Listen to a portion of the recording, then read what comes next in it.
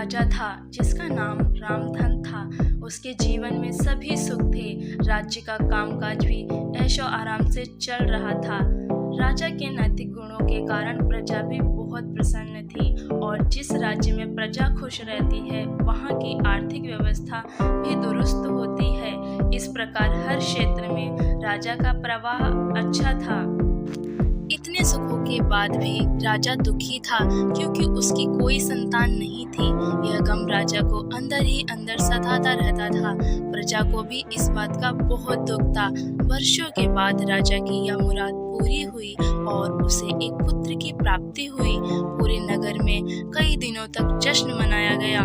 नागरिकों को राजा के महल में दावत दी गई। राजा की इस खुशी में प्रजा भी झूम रही थी। समय बीतता जा रहा था। राजकुमार का नाम नंदन सिंह रखा गया। पूजा पाठ एवं इंतजार के बाद राजा को संतान प्राप्ति हुई थी, इसीलिए उसे बड़े लाड प्यार से रखा जाता था। लेकिन अति किसी भी बात की अच्छी नहीं होती। अधिक लाड प्यार ने नंदन सिंह को बहुत बिगाड़ दिया था। बचपन में तो नंदन की सारी बातें दिल को लुभाती थी, पर बड़े होते होते यही बातें बदतमीजी लगने लगती हैं। नंदन बहुत ज़्यादा जिद्दी हो गया था। उसके मन में अहंकार आ गया था। वो चाहता था कि प्रजा सदैव उसकी जय जयकार करे। उसकी बात ना सुनने पर वो कोलाहल मचा देता था। बेचारे सैनिकों को तो वो पैर की जूती ही समझता था। आए दिन उसका प्रकोप प्रजा पर उतरने लगा था। वो खुद को भगवान के समान पूजता देखना चाहता था। आयु तो बहुत कम थी, लेकिन अहम कई गुना बढ़ चुका था। नंदन के इस व्यवहार से सभी बहुत दुखी थे। प्रजा आए दिन दरबार में नंदन की शिकायत लेकर आती थी, जिसके कारण राजा का सिर लज्जा से झुक जाता था। यह एक गंभीर विषय बन चुका था। एक दिन राजा ने सभी खास दरबारियों एवं मंत्रियों की सभा बुलवाई और उनसे अपने दिल की बात कही कि वे राजकुमार के इस व्यवहार से अत्यंत दुखी हैं। राजकुमार इस राज्य का भविष्य हैं। अगर उनका व्यवहार यही रहा तो राज्य की खुशहाली चंद दिनों में ही जाती रहेगी। दरबारी राजा को सांत्वना देते हुए और कहते हैं कि आप हिम्मत रखिए, वरना प्रजा निसहाय हो जाएगी। मंत्री ने सुझाव दिया कि राजकुमार को एक उचित मार्गदर्शन एवं सामान्य जीवन के अनुभव की जरूरत है। आप इन्हें गुरु राधा गुप्त के आश्रम भेज दीजिए। सुना है वहाँ से जानवर भी इंसान बनकर निकलता है। यह बात राजा को पसंद आई और उसने नंदन को गुरु जी के आश्रम भेजा।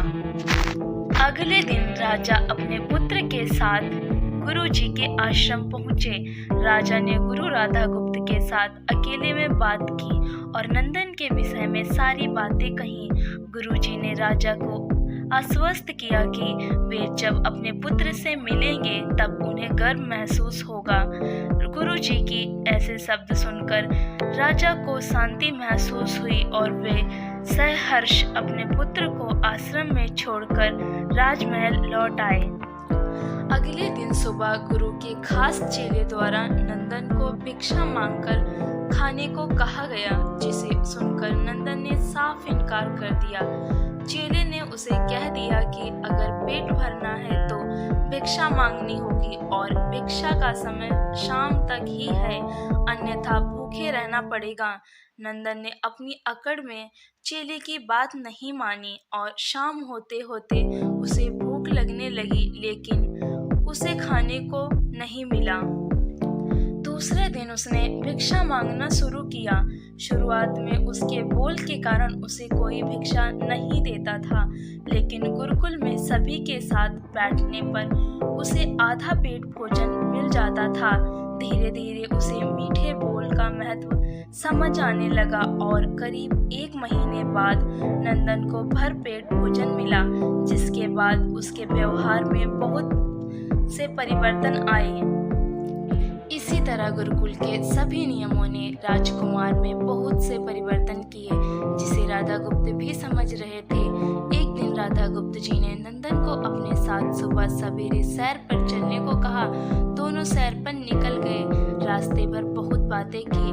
गुरु जी ने नंदन से कहा कि तुम बहुत बुद्धिमान हो और तुम में बहुत है जिसका तुम्हें सही दिशा में उपयोग करना चाहिए।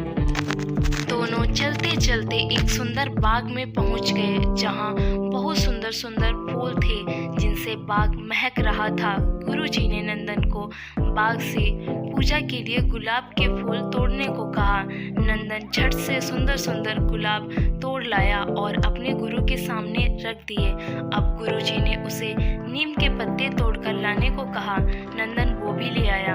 अब गुरुजी ने उसे एक गुलाब सूंघने को दिया और कहा, बताओ कैसा लगा। नंदन ने गुलाब सूंघा और गुलाब की बहुत तारीफ की। फिर गुरुजी ने उसे नीम के पत्ते चखकर उसके बारे में कहने को कहा। जैसे ही नंदन ने नीम के पत्ते खाए उसका मुंह कड़वा हो गया और उसने उसकी बहुत निंदा की और जतर कतर पीने का पानी ढूंढने लगा। नंदन की यह दशा देखकर गुरुजी भी मुस्कुरा रहे थे।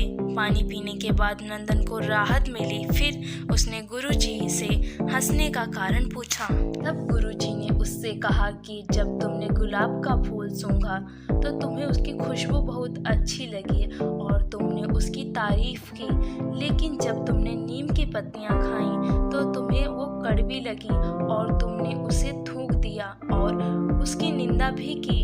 गुरुजी ने नंदन को समझाया कि जिस प्रकार तुम्हें जो अच्छा लगता है तुम उसकी तारीफ करते हो, उसी प्रकार प्रजा भी जिसमें गुण होते हैं उसकी प्रशंसा करती है। अगर तुम उनके साथ दुर्व्यवहार करोगे और उनसे प्रशंसा की उम्मीद करोगे तो वे यह कभी दिल से नहीं कर पाएंगे। इस प्रकार जहाँ गुण होती हैं वहाँ प्रशंसा होती है।